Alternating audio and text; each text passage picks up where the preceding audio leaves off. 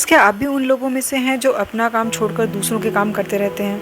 आप उनको मना तो करना चाहते हैं, लेकिन आप मना कर नहीं पाते, क्योंकि कहीं न कहीं आपके मन में डर रहता है कि कहीं हमारा उनके साथ रिलेशन ख़राब ना हो जाए, या फिर वो ये भी सोचते हैं कि पता नहीं वो हमारे बारे में क्या सोचेंगे।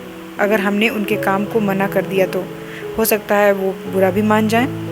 तो फिर इस वीडियो में मैं आपको बताऊंगी कि आप अपने रिलेशनशिप, अपने फ्रेंडशिप को बिना ख़राब किए लोगों को ना कैसे बोल सकते हैं। तो वीडियो एंड होने तक आप ये सीख जाएंगे कि किस सिचुएशन में आपको स्ट्रेट फॉरवर्ड ना बोलना है, और साथ में आप ये भी जानेंगे कि दूसरों को ना बोलने से आपको कितने फ़ायदे होते हैं और हाँ बोलने से कितने नुकसान भी हो सकते हैं। क्योंकि कभी कभी लाइफ में यस बोलने से ज़्यादा नो बोलना ज़रूरी हो जाता है। लेकिन उससे पहले गाइस, एक छोटा सा इंसिडेंस मैं आप लोगों के साथ शेयर करना चाहती हूँ।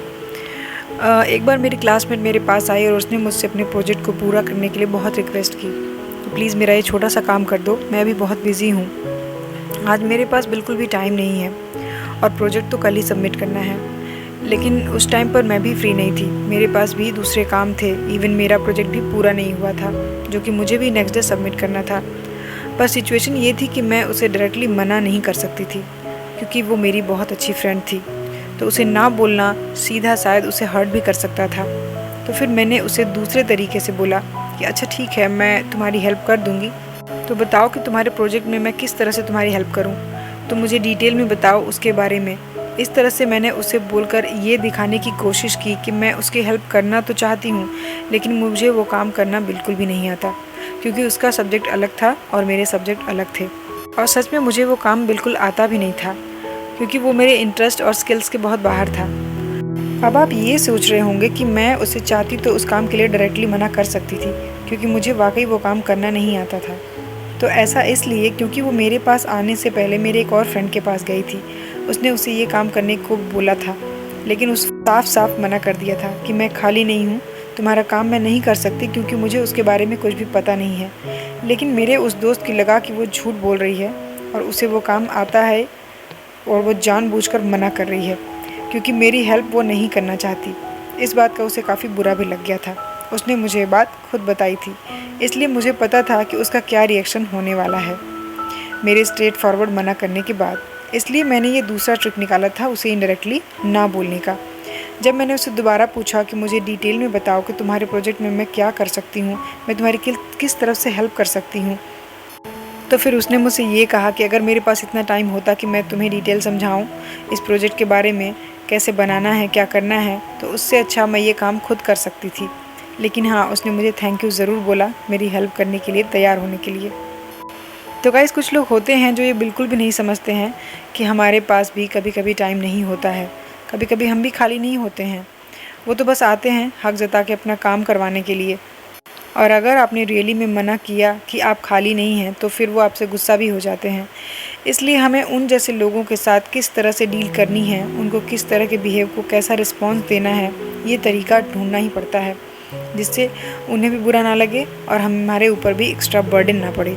इस तरह के सिचुएशन में ना बोलने से अच्छा है कि आप उन्हें ये यकीन दिलाओ कि आपको ये काम नहीं आता, पर आप उनसे पूछो कि ये काम किस तरह से करना है।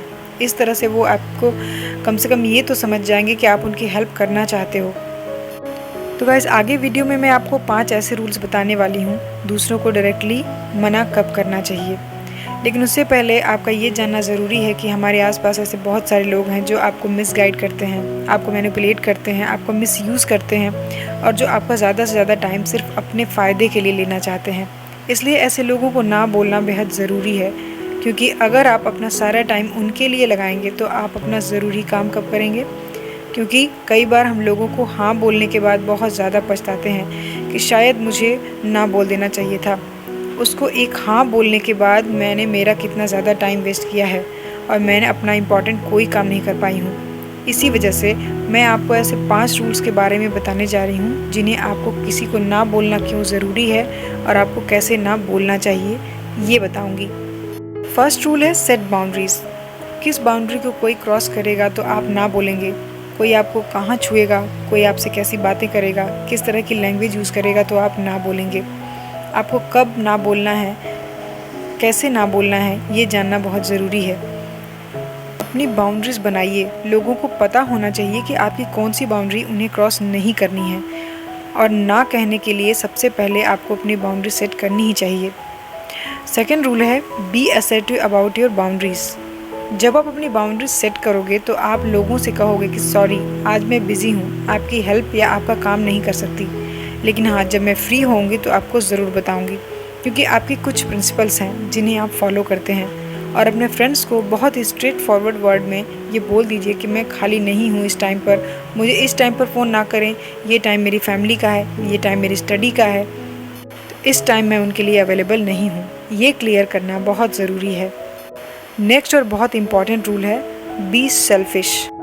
यही वो जगह है जहाँ पर आपका सेल्फिश होना अच्छा है, क्योंकि हम यहाँ सिर्फ सोशल सर्विस करने के लिए नहीं हैं। हाँ, वो भी करेंगे, लेकिन अपने विश के अकॉर्डिंग। कोई आपको मिसयूज़ करके, एक्सप्लॉइट करके या मैनिपुलेट करके वो काम नहीं करवा सकता। So guys, put your needs first. अपनी ज़रूरतों का ध्यान रखिए। आप हमेशा अपनी फैमिली का ध्यान रखिए, अपनी फैमिलीज़ को इम्पोर्टेंस दीजिए। नेक्स्ट रूल है, put the question back. Question back करना भी बहुत ज़रूरी है।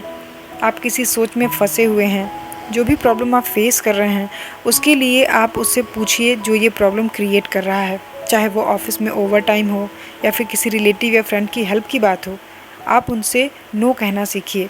आप क्वेश्चन बैक करो कि आप मेरी जगह पर होते तो क्या करते।